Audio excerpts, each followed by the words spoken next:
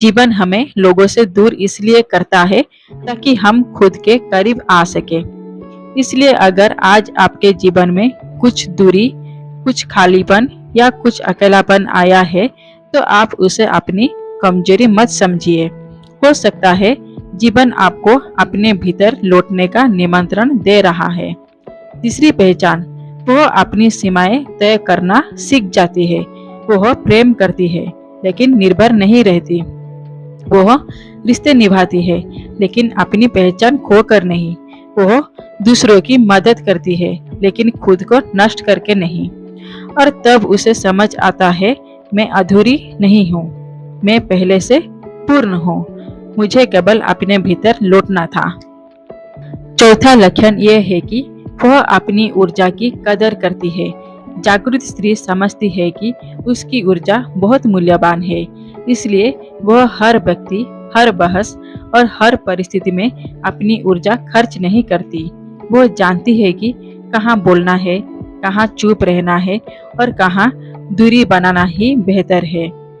वह हर किसी को खुश करने की कोशिश नहीं करती, क्योंकि उसे समझ आ जाता है कि अपनी शांति खोकर दूसरों को खुश करना कोई उपलब्धि नहीं है। पांचवा लक्षण यह है कि वह अपने आत्मसम्मान से समझौती नहीं करती। अगर कोई रिश्ता उसे लगातार अपमान, डर या मानसिक दबाव दे रहा है, तो वह उसे पहचानने की क्षमता रखती है।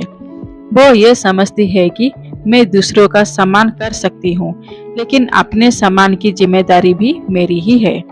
इसलिए जागरूक स्त्री के जीवन में सीमाएं होती है। वह हर किसी को अपने जीवन में प्रवेश करने की अनुमति नहीं देती। और यह अहंकार नहीं है, यह आत्मसम्मान है। छठा लक्षण, वो दूसरों को बदलने की बजाय खुद पर काम करती है। यह जागरूक स्त्री का सबसे महत्वपूर्ण लक्षण है। एक समय हम चाहते हैं कि मेरा पति बदल जाए, मेरे बच्चे बदल जाए, मेरे माता पिता मुझे समझे, दुनिया मेरे अनुसार चले। लेकिन जागरूक स्त्री के साथ एक बहुत बड़ा परिवर्तन आता है। वह स्त्री समझने लगती है कि मैं हर इंसान को नियंत्रित नहीं कर सकती, लेकिन मैं अपनी प्रतिक्रिया को जरूर देख सकती हूँ। वह दूसरों को बदलने की कोशिश कम करती है और खुद को समझने की कोशिश ज्यादा करती है। सातवां लक्षण यह है कि उसे बाहरी चीजों से ज्यादा आंतरिक शांति महत्वपूर्ण लगती है।